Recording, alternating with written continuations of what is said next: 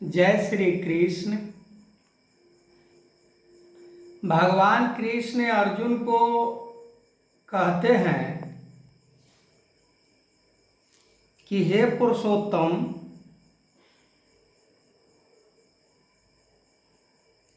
जो इंसान संसार के मोह माया से ऊपर उठ जाता है, इस संसार के माया में नहीं फंसकर वो जीवन जीता है, उसे अमर होने से कोई नहीं रोकता। वो अमर हो जाता है। प्राय संसार में यदि देखा जाए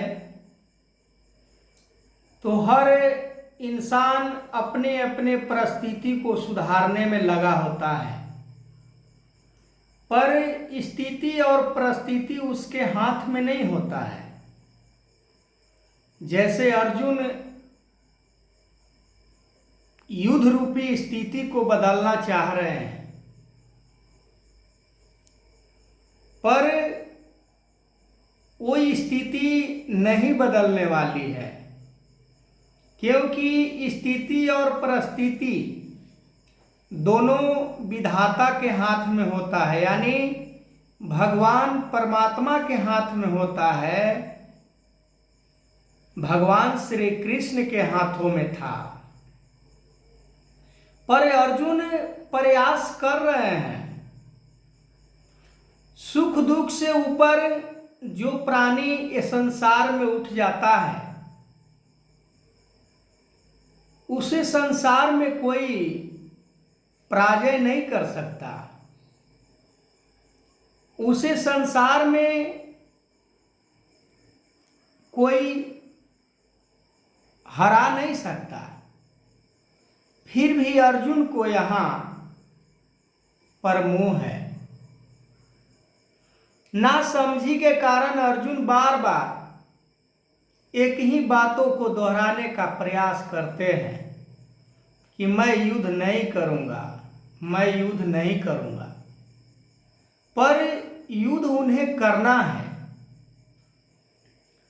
जैसे कोई प्राणी अमीर होता है, कोई प्राणी गरीब होता है। जो अमीर व्यक्ति के पास धन वैभव होता है, रुपया पैसा होता है, उससे उस गरीब प्राणी का कोई आनंद नहीं प्राप्त होता, उससे उसको कोई सुख महसूस नहीं होता। पर अमीर प्राणी, दौलतमंद इंसान को सोचना चाहिए कि उसे भी हम सुख दे पाए, उसे भी हम मदद कर पाए, पर ऐसा होता नहीं है। पर जो संतोषी पुरुष होते हैं, जो विवेकी पुरुष होते हैं, जो धैर्यवान ज्ञानी पुरुष होते हैं, वो इन सभी बातों को शोक नहीं करते। वो इसके ऊपर विश्वास नहीं करते कि हमारी स्थिति कैसी है। जैसे किसी रोगी को दवा चाहे कितना भी कड़वी क्यों न हो,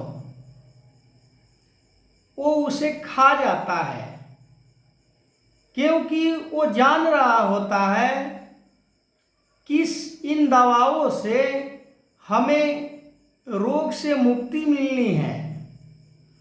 ठीक उसी प्रकार अर्जुन को इन युद्ध से उन्हें भला होना है, उन्हें सुकून प्राप्त होना है, उन्हें संसार की यश प्राप्त होना है। कड़वी दवा होने के बावजूद भी रोगी यदि कहे कि मैं इन दवाओं को नहीं खाऊंगा तो उसका रोग नष्ट नहीं होता,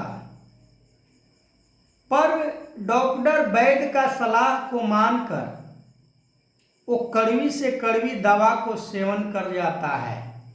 ठीक उसी प्रकार भगवान कृष्ण अर्जुन को बार बार समझा रहे हैं कि तुम जिस मोह में फंस रहे हो, तुम जिस मोह के कारण युद्ध नहीं करना चाह रहे हो, वो कड़वी वास्तव में है, वो मुश्किल काम वास्तव में है, पर मैं जो कह रहा हूं वो तुम्हें करना होगा। तो अभी बस इतना ही, आगे मैं इस वीडियो को कंटिन्यू करूंगा। तब तक के लिए जय श्री कृष्ण।